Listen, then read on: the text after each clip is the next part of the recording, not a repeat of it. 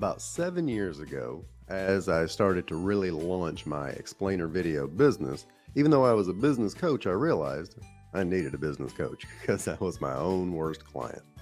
I asked a good friend of mine, Dr. Jason Elkins, who's not actually a doctor, but I keep saying doctor in hopes one day that it will manifest, who he uses. Jason said, Charles, you got to meet John Michael Morgan. He's my business coach. He's a good guy. He knows everything there is about marketing, mindset, and best of all, he's one of us. Now, when someone says one of us, that's a key phrase to let you know that that person is in your world. They're kind of like you. And as I started to go out and research business coaches, I got really overwhelmed. So many business coaches looked, walked, and talked and sound the same. Had the generic leadership begins with you quotes where they're in black and white and staring up into the distance with the blue steel look from Zoolander. But sure enough, I took Jason's recommendation, met John, and he is one of us. I hired him, still work with him today. That was from a know, like, and trust factor. So many of us, you specifically, are not using a feature in LinkedIn that helps you build a know, like, and trust factor, and that's with the recommendations.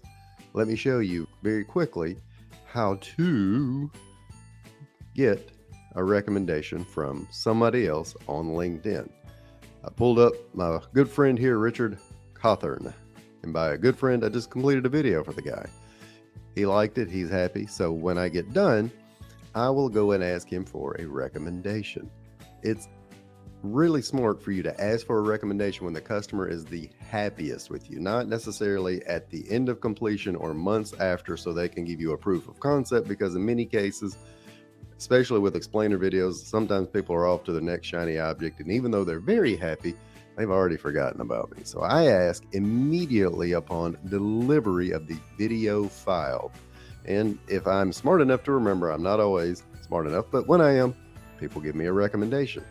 So you'll see here, and yes, I've got a bunch of cute little add-ons. We can do a video on that later, but if you click more and just go to request a recommendation, it's really simple. Well, how do I know Richard? Well, he was a client of mine. Where? At yourcharlesalexander.com, and it defaults to a message.